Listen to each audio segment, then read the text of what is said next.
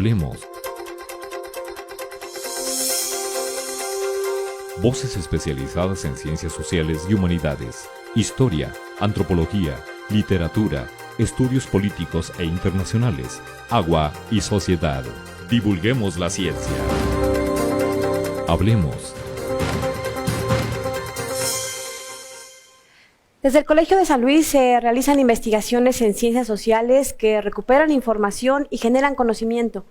Hoy vamos a platicar con dos estudiantes del nivel de doctorado, quienes a través de sus investigaciones están recuperando valiosa información y conocimiento en torno a la maternidad y a la no maternidad, justo en el marco de este mes de mayo, en donde somos bombardeados con tanta información en torno a esta emblemática e importante fecha para miles de mexicanos, el 10 de mayo. Bueno, pues vamos a platicar con dos científicas sociales en torno a esta fecha. ¿Qué tal? ¿Cómo están? Bienvenidos al Colegio de San Luis. Nos da mucho gusto que nos estén recibiendo en donde quiera que ustedes se encuentren, porque acuérdense que no solo se ve por 9TV, sino que lo subimos a nuestro canal de YouTube. Así que bueno, pues hoy estamos muy cerquita de una fecha que para los mexicanos tradicionalmente se ha vuelto importante, significativa en nuestra vida familiar, personal, y es el famoso Día de las Madres. Y bueno, aquí como siempre en el Colegio de San Luis tratamos de darles una perspectiva pues desde la academia, desde la investigación en ciencias sociales, más allá de toda la mercadotecnia que de pronto nos parece envolver en torno a esta fecha. Y bueno, ¿de qué se trata el programa de hoy? Bueno, lo que queremos hacer con ustedes es compartir una visión distinta en torno a la maternidad. No necesariamente con el Día de las Madres. Ese, por supuesto, todos lo seguimos viviendo como cada quien nos gusta y estamos absolutamente respetuosos de esta fecha, pero sí nos da pretexto, nos da, digamos, un motivo para empezar a revisar qué más se está haciendo en torno a la maternidad, qué otras miradas hay. El mundo está cambiando, estamos en pleno siglo XXI, recién salimos de una pandemia y todo eso nos lleva a plantear y replantear pues formas de pensar, de vivir, de asumir, y la maternidad es un punto pues fundamental en la historia de la humanidad, así que por eso hemos invitado a dos personas que están justamente revisando desde lo académico este tema, y vamos a platicar con ellas. Así que damos la bienvenida y les agradecemos mucho que nos estén acompañando a Livia Yáñez. Gracias por estar con nosotros. Gracias. Son estudiantes del doctorado en ciencias sociales, así que bueno, pues ya irán ustedes dándose cuenta de toda esta información que tienen en este proceso de formación. Y también está con nosotros Ivonne Vázquez. Gracias, Ivonne, por estar con nosotros. Gracias. Bueno, pues nos acabamos de enterar que las dos son de origen licenciadas en psicología y que las dos tienen la maestría en derechos humanos y ahora han coincidido en el doctorado en ciencias sociales aquí en el Colegio de San Luis. ¿Y se conocieron en la maestría o son de generaciones diferentes? ¿No se conocían? No, de generaciones diferentes. Ah, ok. Ajá, bueno. Sí. Pues déjenles platico, voy a tener que leerlo porque son títulos muy largos de sus investigaciones, así que a ver si no me trabo y si no ellas entran a mi rescate. Livia Yáñez está realizando una investigación en torno a, ya me perdí otra vez, acá está, enseñanzas e intervenciones. Interacciones. Enseñanzas, no entiendo ni a mi letra. Enseñanzas e interacciones de las misioneras y maestras rurales para la reeducación de las madres campesinas en torno a la crianza y cuidados entre 1923 y 1940. Como podrán observar, es una revisión histórica, pero yo les decía un poquito antes de entrar al aire que me parece que tiene mucho que ver con lo que hoy somos, con lo que vivimos con nuestras abuelas o con nuestras madres, o quizá un poquito más arriba. ¿Por qué? Porque eso es la historia, nos va influyendo y nos va determinando para entender cómo somos el día de hoy.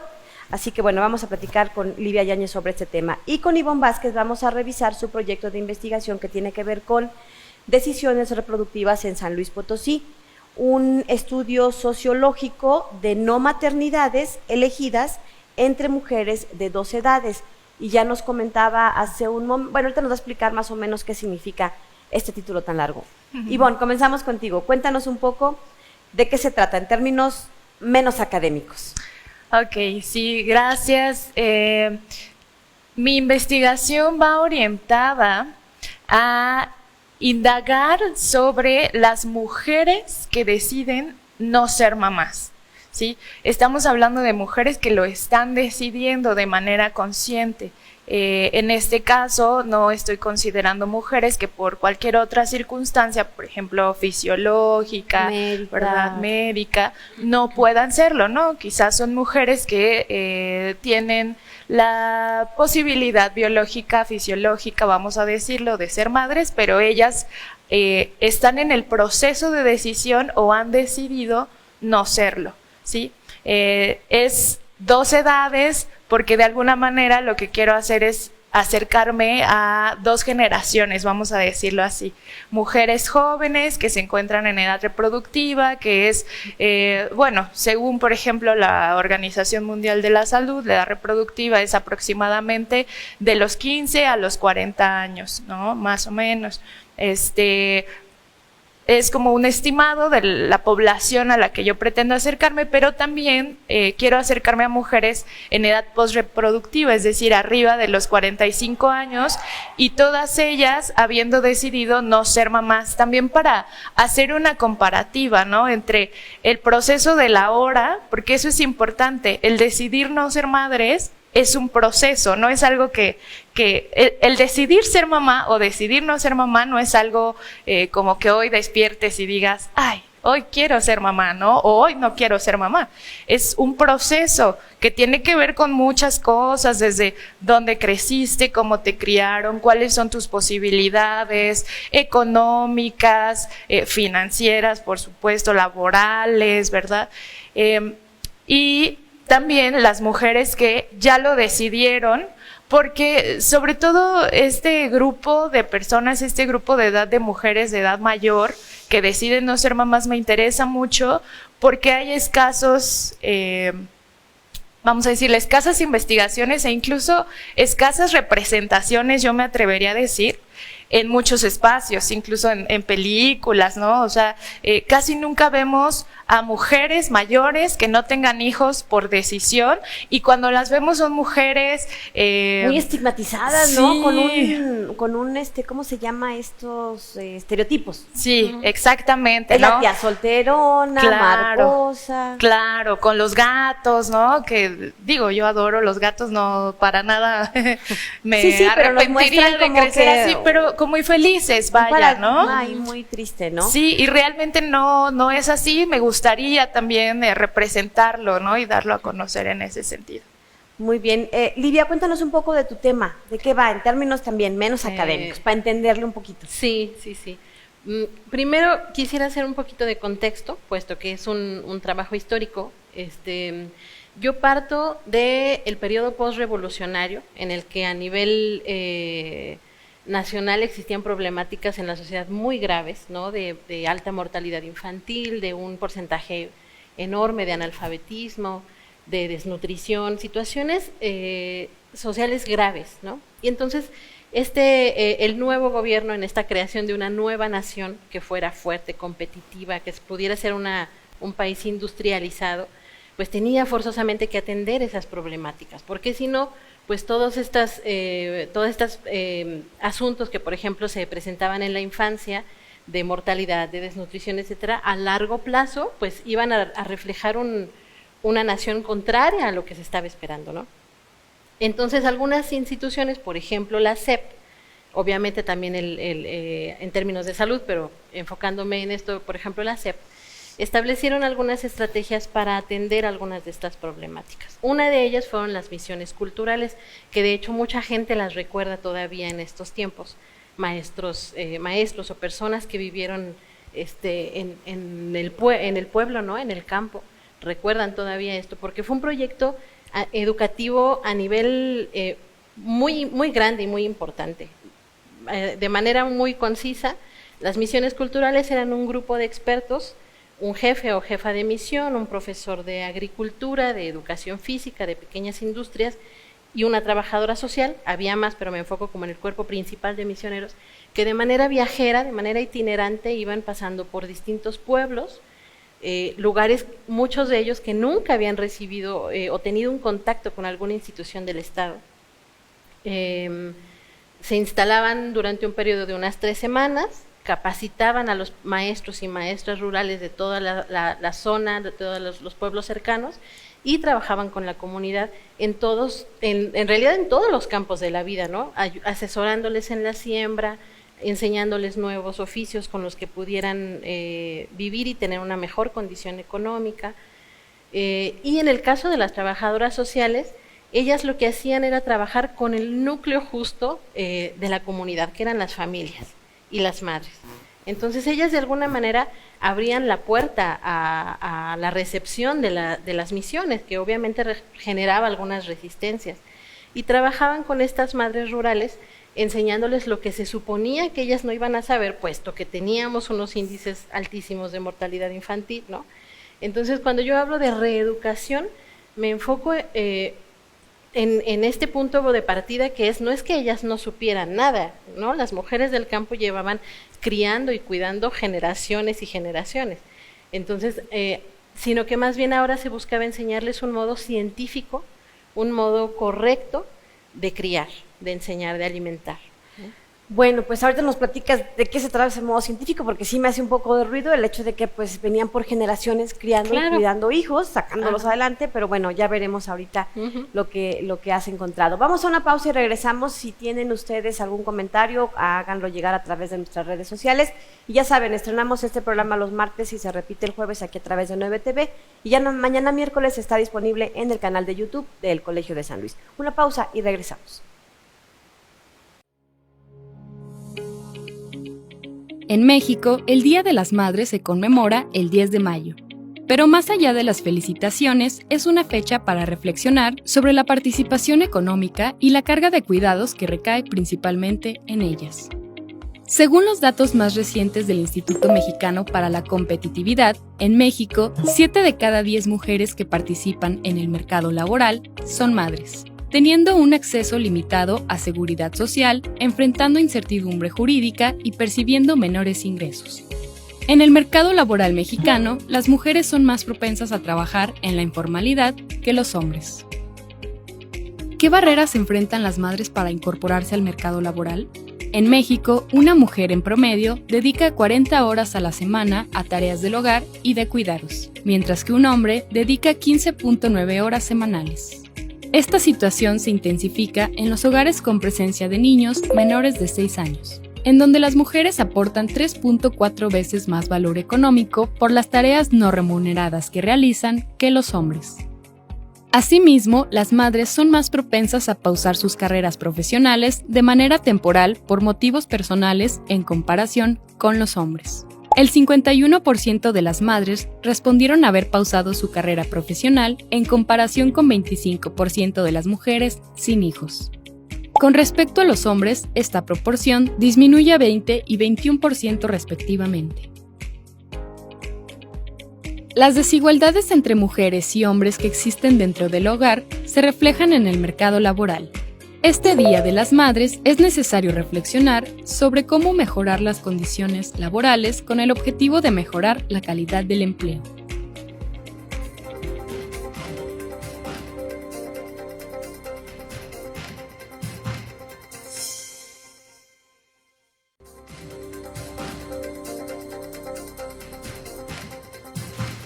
Bien, estamos de regreso, continuamos con esta charla con estudiantes del doctorado en Ciencias Sociales. Y ya decíamos, en el mes de mayo estamos siendo bombardeados, sobre todo los primeros días, en torno a este Día de las Madres, y nos da pretexto para revisar pues cómo se están viviendo ahora este concepto de la maternidad, pero también cómo se vivía hace pues algunos años, en el siglo pasado, porque sin duda ha determinado pues lo que terminamos siendo en estos años. Así que bueno, estamos platicando con dos estudiantes, Livia Yáñez y con Ivonne Vázquez.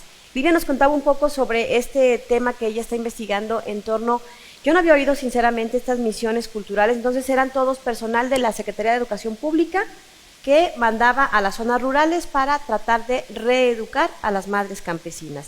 Y eran este grupo de expertos que interactuaba con personas de la comunidad, pero también con maestros rurales. Exacto. Y desde el punto de vista científico, entonces, ¿qué pretendían enseñarles? ¿O qué nuevo modelo? Me imagino que uno que respondiera al nuevo modelo de nación saliendo de este México posrevolucionario. Exacto. Se consideraba que la forma en la que las madres habían estado criando pues era una forma rudimentaria, ¿no? Sin un sustento. Entonces, es importante aquí también señalar que alrededor del mundo pues se estaba abriendo la vista a opciones médicas, ¿no? A la pediatría, por ejemplo, a la microbiología. Entonces, en este momento era importante que las madres se volvieran expertas en lo que estaban haciendo, que supieran que las bacterias existían y que las bacterias eran las que enfermaban a los niños, no enfermaban por cualquier cosa, ¿no? Que el agua se tenía que desinfectar antes de dársela a los niños. Las misiones culturales encontraron, por ejemplo, que en muchos lugares se les daba pulque a los niños después del destete, porque desde luego el agua no estaba limpia y enfermaba, ¿no? Entonces venían muchas veces eran enfermeras, trabajadoras sociales o expertas en organización social, y pues se daban cuenta que ¿cómo les vamos a dar pulque a los niños, no? Esto es algo escandaloso.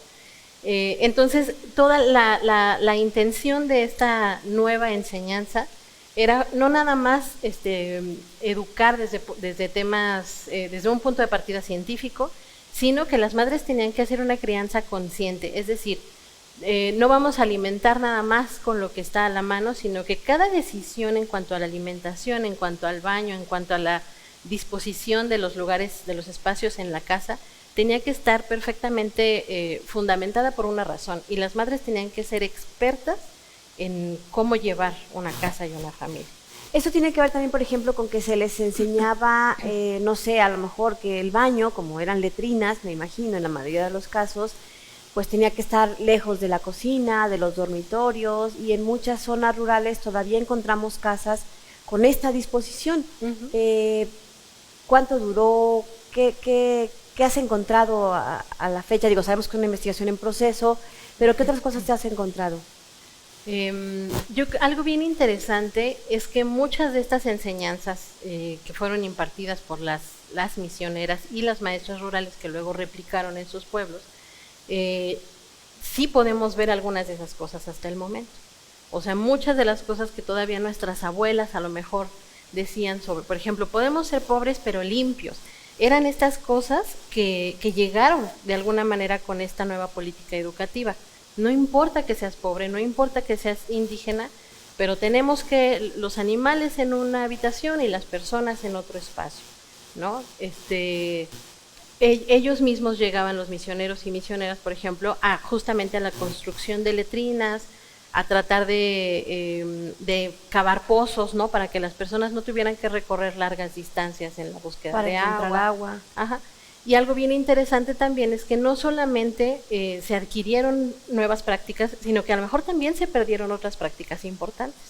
Por ejemplo, en estos tiempos pues se habla mucho, no solo desde la medicina, sino desde la psicología, de la importancia del apego físico entre la mamá y el bebé, ¿no? Entonces, ahora en estos tiempos nos dicen pues que el bebé necesita estar pegadito al cuerpo de la mamá, que se atiendan oportunamente sus necesidades.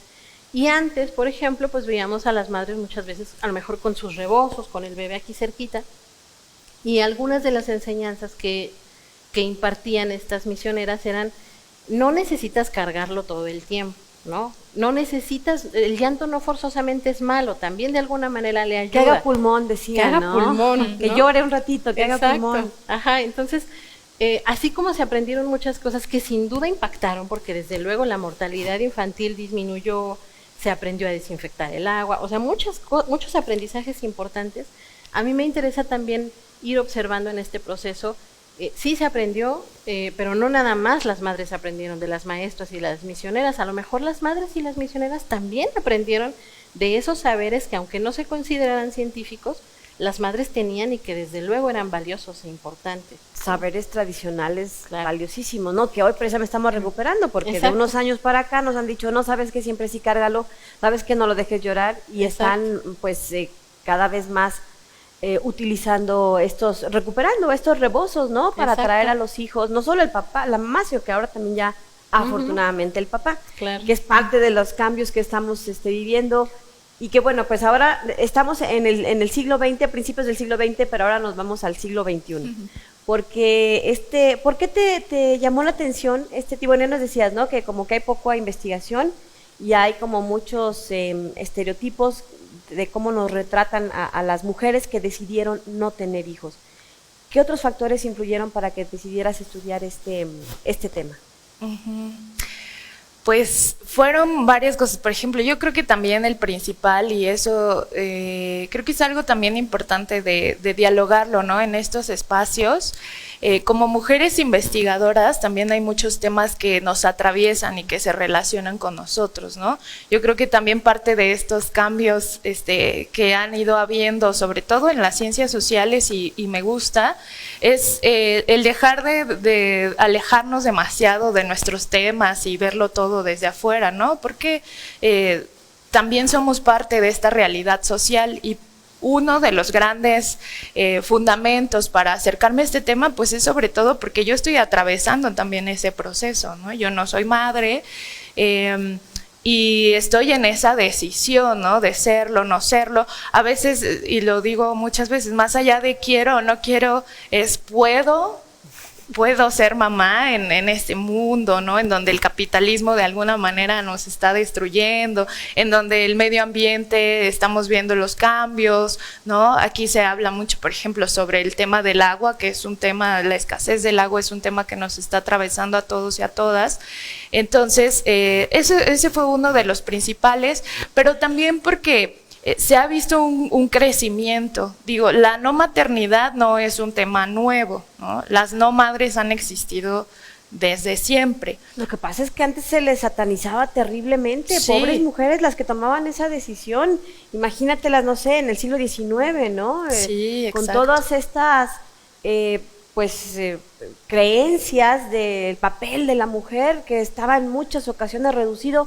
Así eras o no mamá, el valor Sí. de la mujer. Sí, se habla mucho, por ejemplo, del instinto materno, ¿no? Que ya en muchos textos, muchas investigaciones podemos darnos cuenta de que eso es totalmente Construido. Sí, es una construcción social, algo que se ha creado en un imaginario social, no es real, no es parte de nuestra naturaleza y es parte de esas ideas, ¿no? Poco a poco se ha ido desmitificando esto, se ha dejado de creer en eso, pero todavía muchas veces sigue ahí prevaleciendo esta idea, ¿no? De hasta no ser mamá, voy a ser una mujer completa, o ese es mi Destino de vida. vamos a decirlo. Digo, me alegra ver que cada vez más muchas mujeres y otras personas, ¿no? Incluso también los hombres, lo vamos viendo distinto, ¿no? Ya va cambiando, pero aún así se siguen enfrentando las mujeres que toman esta decisión a diferentes obstáculos, ¿no?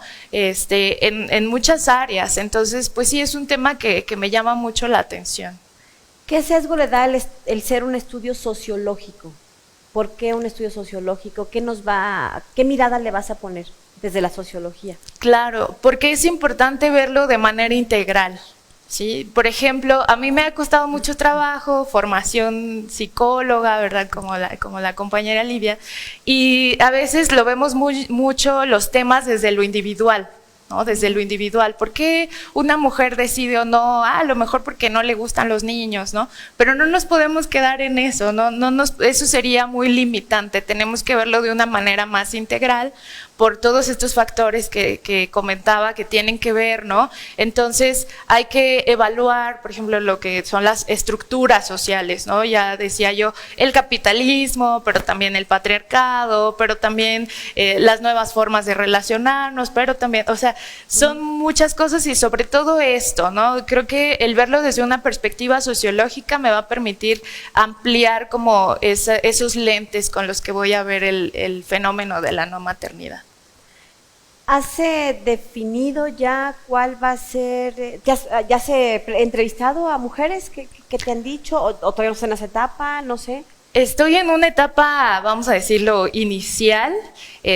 Estoy a punto de entrar a lo que llamamos trabajo de campo, que son estas entrevistas, pero también voy a realizar algunos talleres y otras metodologías un poco más novedosas, vamos a decirlo de alguna manera, para acercarme al tema, pero de cierta forma, con cualquier persona que yo platico sobre el tema, siempre hay una experiencia que contar. Entonces ya por ahí ya he retomado, he anotado, ¿verdad? Varias cosas que me han dicho amigas, compañeras, conocidas, conocidos sobre el tema. Y ahorita después de la pausa nos cuentas algunas cosas que hayas ya recogido que bueno, pues nos llaman la atención, ¿no? Claro. Bueno, pues estamos platicando en este día en torno a la maternidad desde una revisión, digamos, histórica, desde principios del siglo pasado y cómo estas misiones culturales fueron reeducando a las madres en zonas rurales y que, bueno, pues todavía persisten algunos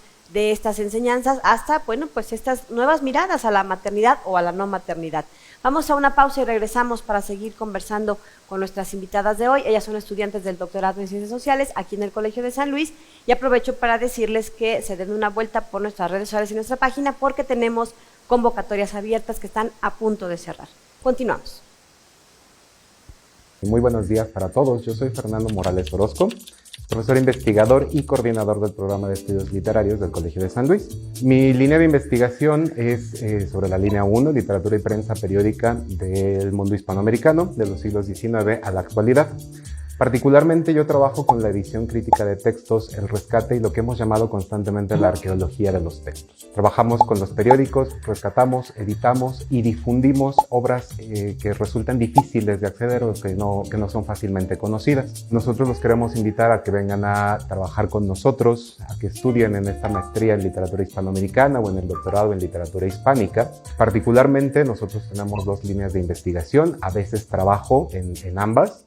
La línea de investigación de la que les hablaba, que es literatura y prensa periódica de los siglos XIX a XXI, y con la línea de investigación titulada Literatura Popular y Tradicional en el ámbito hispánico. El Colegio de San Luis es una institución magnífica para que ustedes puedan venir a estudiar con nosotros, dado que tenemos un grupo de investigadores consolidado que funcionan muy bien tanto en el labor de docencia como en el acompañamiento para las tesis.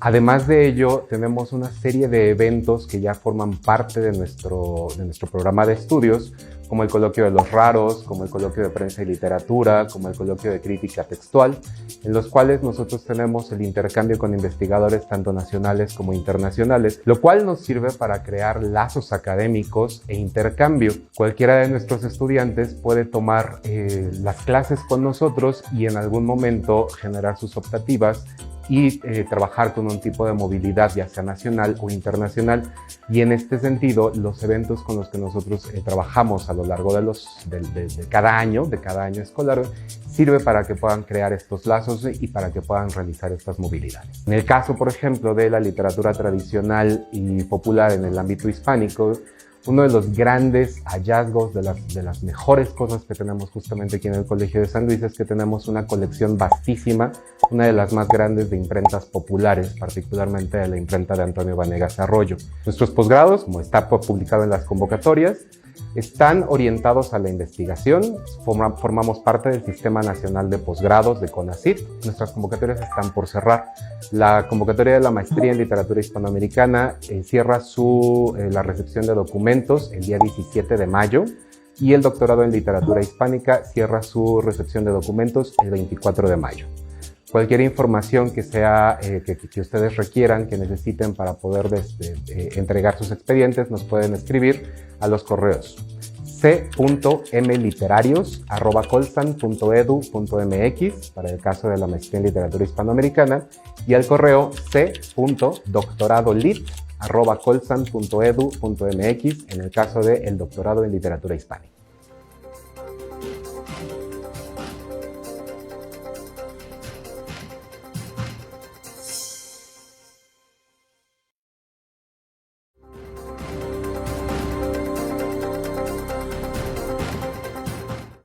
Oigan, déjenme corregirles que yo he estado repitiendo que son de estudiantes las dos del doctorado en Ciencias Sociales, pero no. Ivonne sí es del doctorado en Ciencias Sociales, pero Livia Yáñez es del doctorado en Historia, que por cierto, bueno, pues recién cerró hace algunos días la convocatoria. Bueno, seguimos platicando con ellas. Entonces te iba yo a preguntar, bueno, este tema, si bien todavía nos hacen trabajo de campo, sí seguramente ya recogiste testimonios por esto que dices que lo conversas en diferentes espacios, amigas, compañeras, colegas, me imagino, claro, más o menos de tu vuelo, de tu generación, o a lo mejor ya de la mía, pero ¿qué has encontrado? ¿Por qué ¿qué te dicen? Eso me llama la atención. Yo tengo amigas de mi generación que efectivamente hacia nuestros 30 decidieron no ser mamás. Y como bien dices, no es que un día se hayan levantado y dijeron no quiero ser mamá, sino que fue un proceso gradual. En algunas duró 3, 5 años, pero con toda la seguridad y certeza del mundo dijeron no voy a ser mamá. Y yo como estaba traumada con eso de ser mamá, pues yo decía, ¿pero por qué? Para mí el día que me enteré fue así como una tragedia.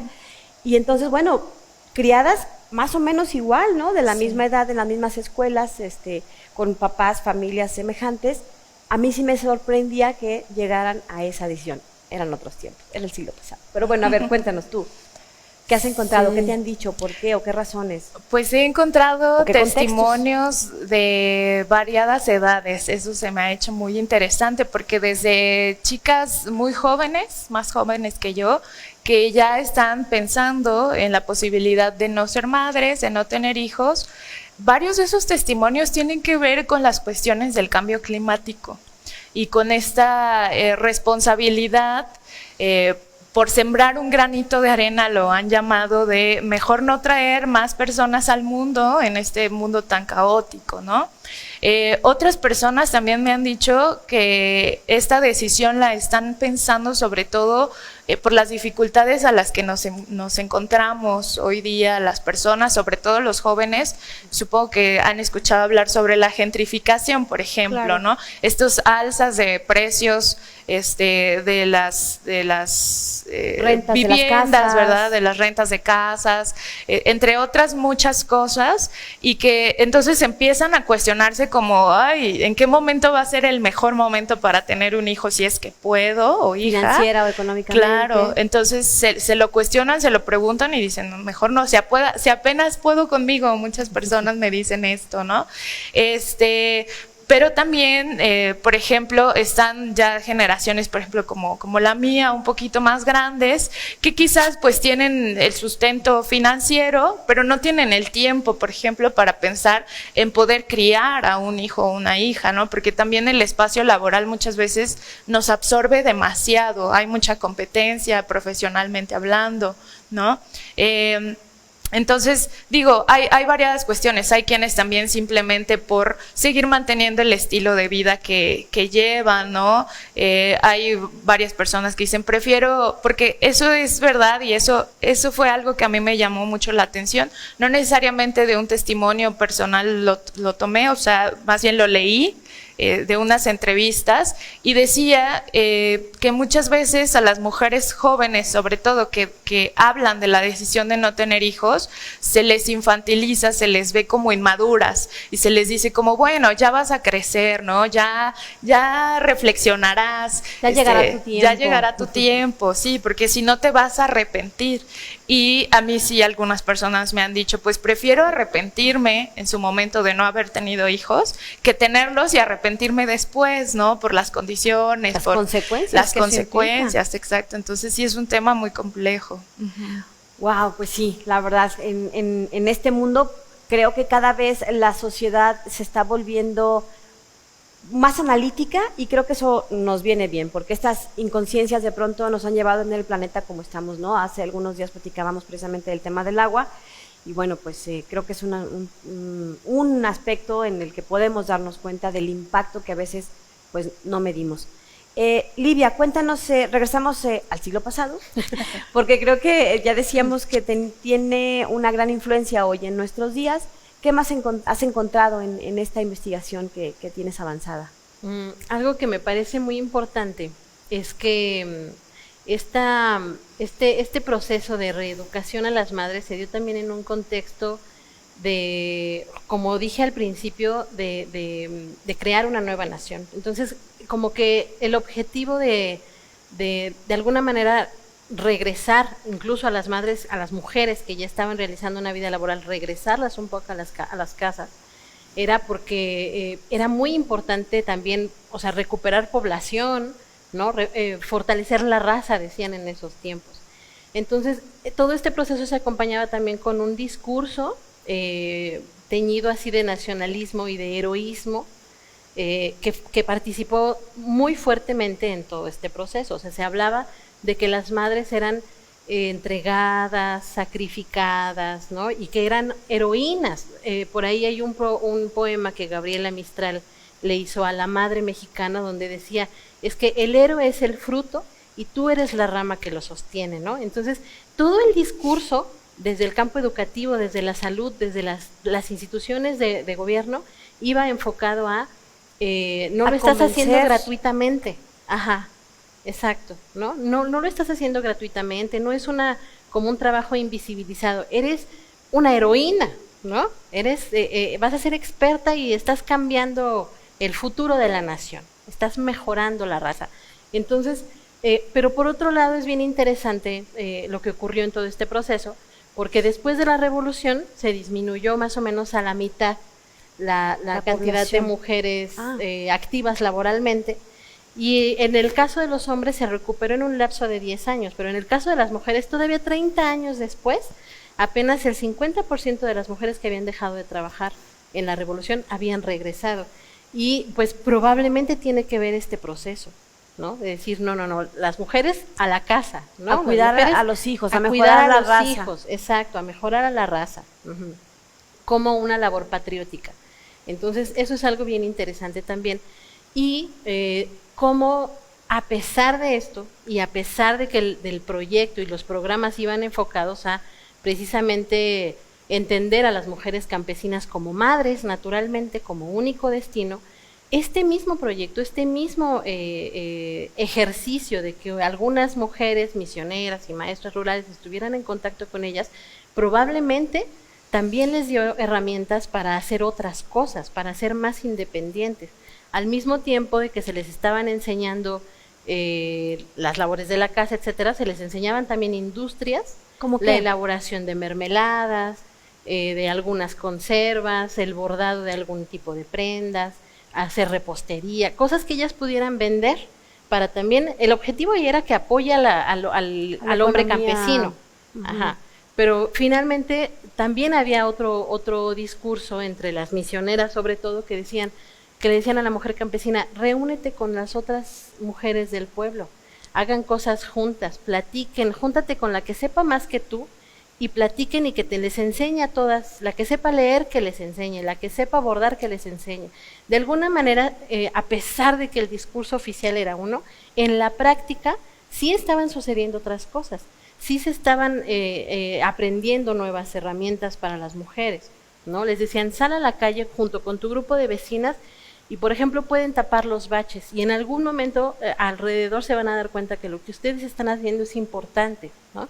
¿Y dónde encontraste todo esto? ¿En algún cuadernillo? ¿Qué evidencias? ¿Dónde? Que esto es fascinante de la historia. ¿Dónde lo encontraste? Porque ocurrió en 1923, sí, hace un siglo. Hace un siglo.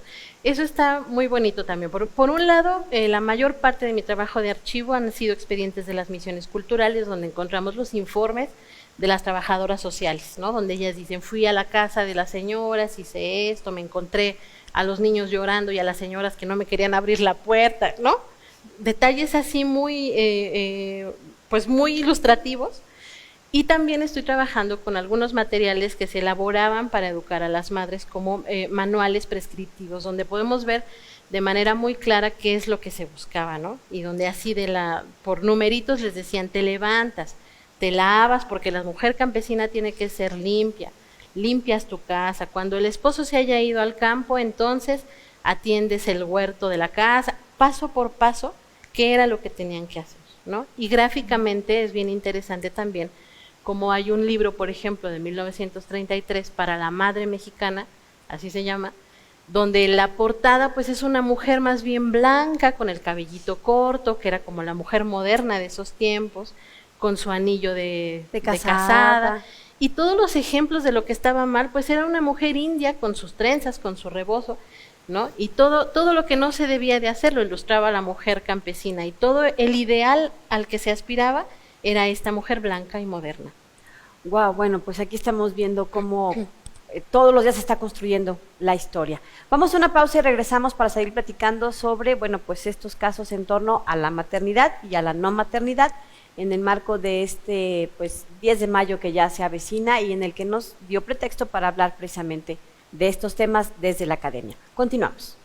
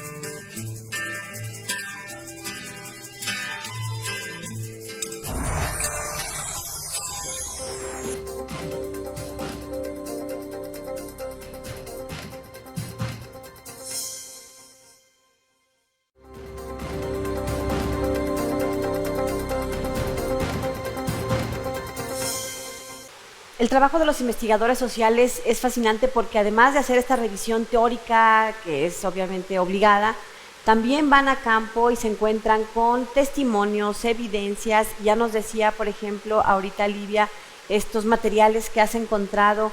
¿En dónde más que hayas detectado que, bueno, pues estaban efectivamente haciéndoles una reeducación, ¿no? ¿Qué otros mensajes encontraste?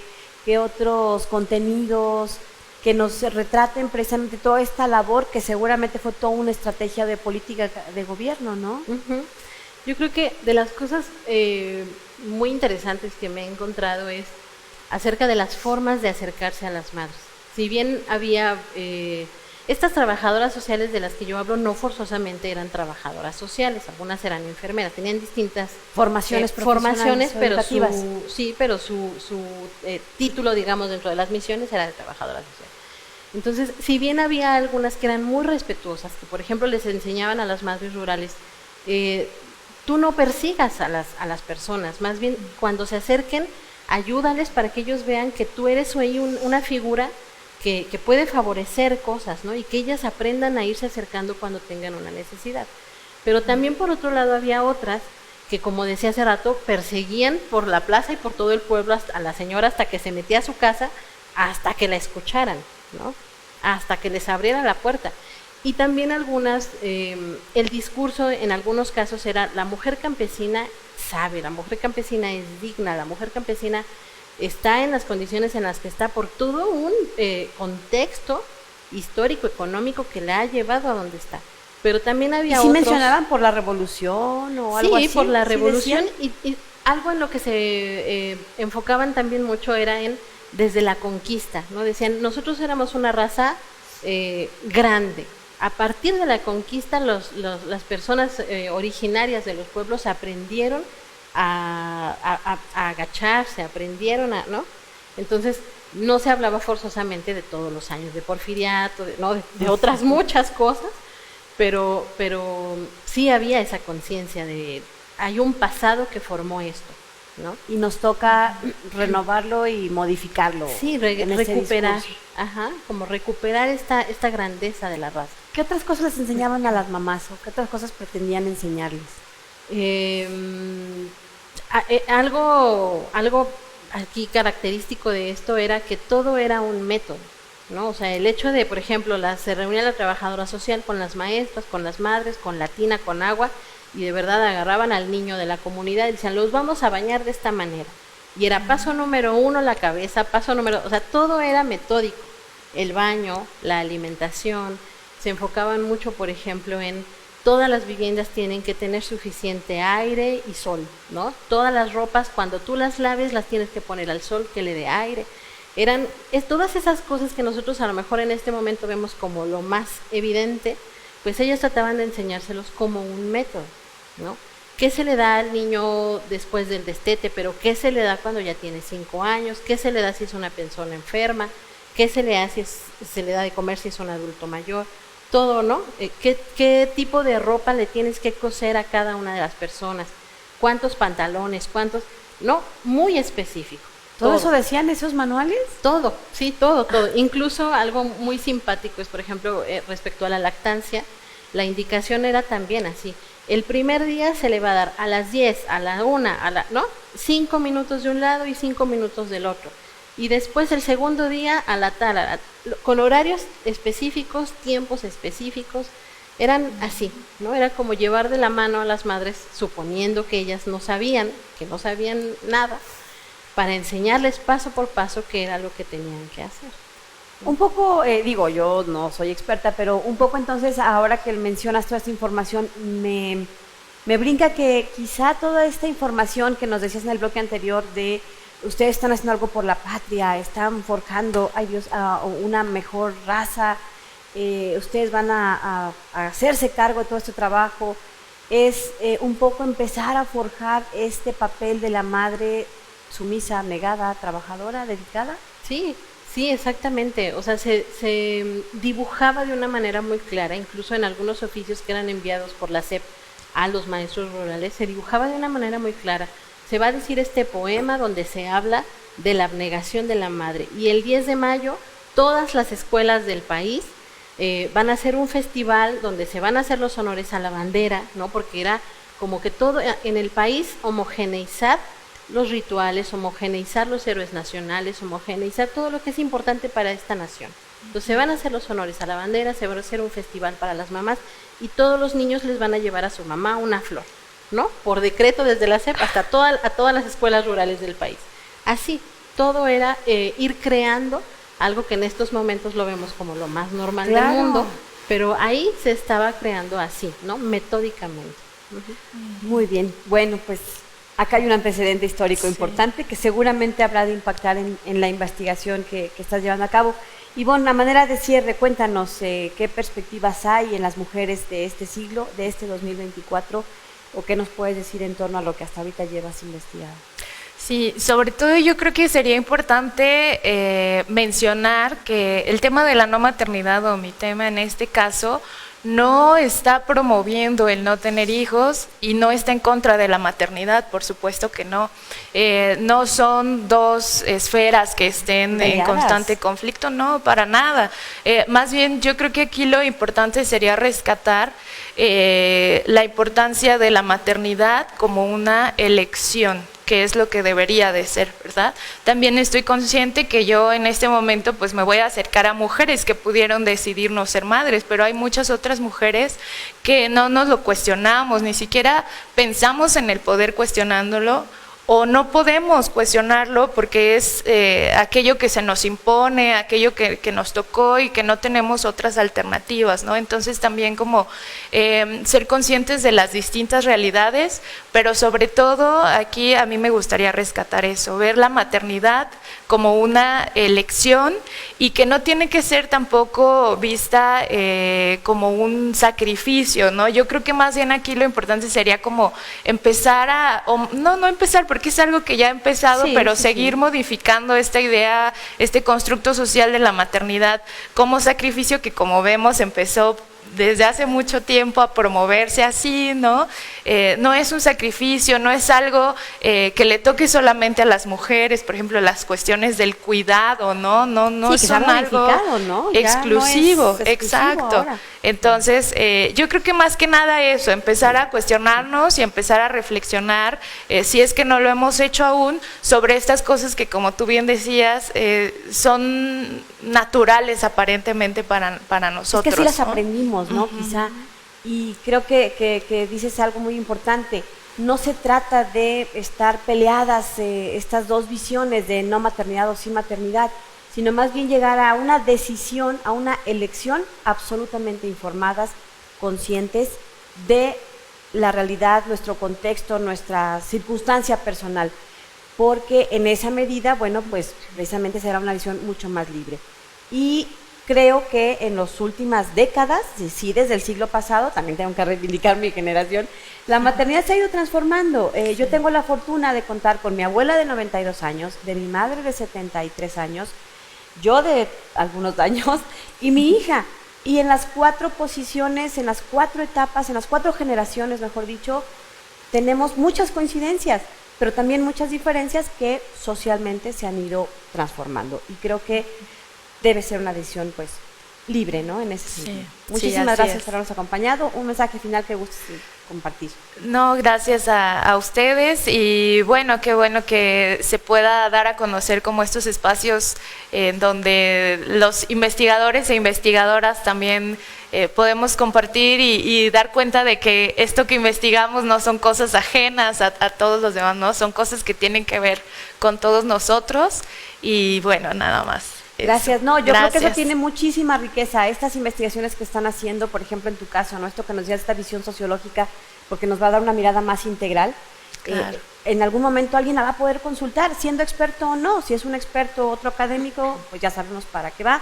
Pero a lo mejor por curiosidad personal o por información de las nuevas chicas, a ver de qué va, de qué se trata, qué implica, seguramente va a aportar muchísimo al final esta investigación. Igual acá con tanto descubrimiento y tantos hallazgos y tantos elementos que nos vamos uno atando cabos, ¿no? Y va diciendo, mira, no sabía esto, que les ponían un poema y un poema nacionalista y era la etapa de Exacto. construir esa nación precisamente. Gracias por Así haber estado es. con nosotros, Livia. ¿Algo más que gustes Gracias. agregar para el cierre? Pues nada más me parece que es muy interesante desde los estudios históricos voltear a ver a estos grupos que de alguna manera han pasado muchas veces desapercibidos, como las madres y sus hijos. Todo esto que ocurre adentro de la casa, en la comida, en la cuna, etcétera, pues son cosas que muchas veces pasan así como no tan importantes. Y yo creo que es súper importante, ¿no? De alguna manera ahí se está gestando todos estos procesos grandes importantes construyendo que suceden una afuera. nación. Exacto. Claro, son precursores del México que hoy tenemos. Así es. Bueno, pues a las dos muchas gracias, muchas Gracias. felicidades por sus respectivas investigaciones y a ustedes gracias por haberlos acompañado. Y les recuerdo que tenemos convocatorias abiertas, que estamos en los últimos días, no dejen como buen mexicano todo al último, por favor, atiendan, ahí están los requisitos, los plazos, las fechas, etcétera, en nuestra página web y en nuestras redes sociales. Así que bueno, pues ahí pueden visitar y consultar toda la información. Y bueno, pues nos despedimos, gracias por habernos acompañado, soy Lidia Huache, pásela muy bien, gracias y hasta la próxima. El Colegio de San Luis te invita a los eventos y actividades que se llevarán a cabo durante los próximos días. Sé parte del primer foro de investigadores postdoctorantes del Colegio de San Luis, Aportes y Experiencias, el 7 y 8 de mayo a las 10 horas en la sala de videoconferencias 1, dirigido a estudiantes, investigadores y público en general. El ciclo de conferencias Cine Mexicano a través del tiempo continúa con su siguiente sesión, en esta ocasión con el tema El cine mexicano en el ring, el 16 de mayo a las 19 horas en el Archivo Histórico del Estado y transmisión por Facebook Live del Colsan. El programa de estudios políticos e internacionales realizará la mesa redonda Trazando puentes entre las comunidades afrodescendientes, el 22 de mayo a las 10 horas en el aula magna del Colsan. Te esperamos. Se llevará a cabo la conferencia Hidrometrópoli y Crisis Hídrica, el 24 de mayo a las 11 horas en la Sala Miguel Caldera. También puedes interactuar en nuestra transmisión en vivo por YouTube. Consulta los detalles de este y otros eventos a través de nuestra página web www.colsan.edu.mx y síguenos también en nuestras redes sociales. Hablemos